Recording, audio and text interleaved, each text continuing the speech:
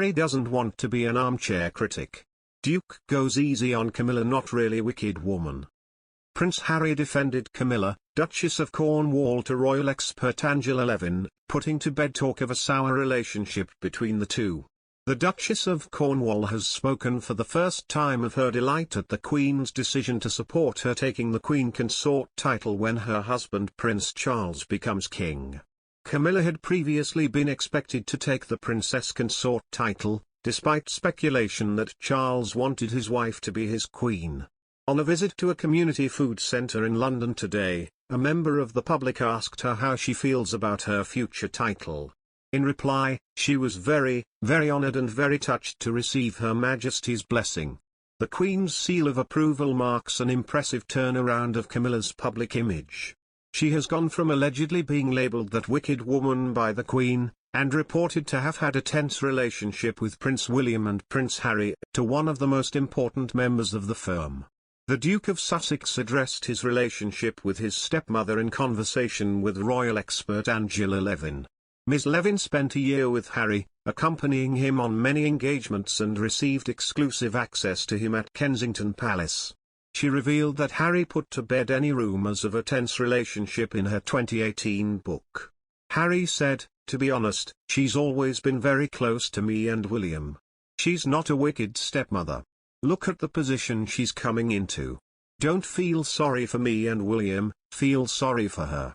She's a wonderful woman and she's made our father very, very happy, which is the most important thing. William and I love her to bits."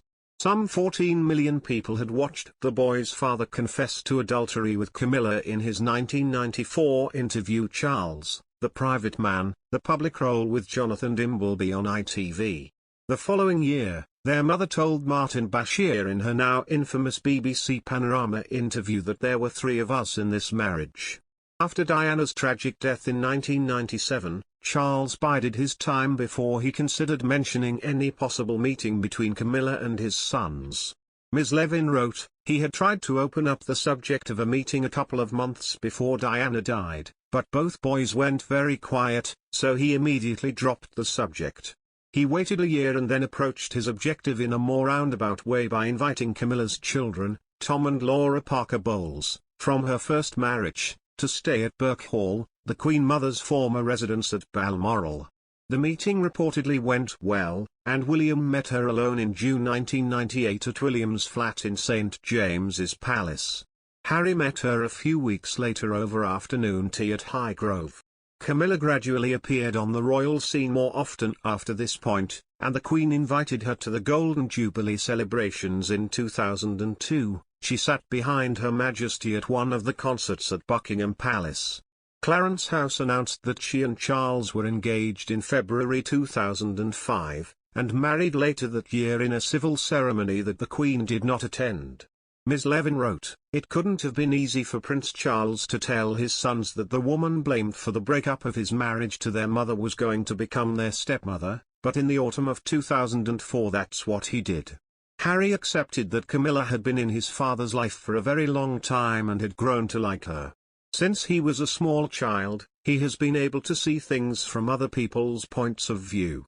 Prince Harry has recently taken up the mantle of a cause close to his late mother's heart, but he still credits Princess Diana's trailblazing advocacy with changing the entire conversation around AIDS.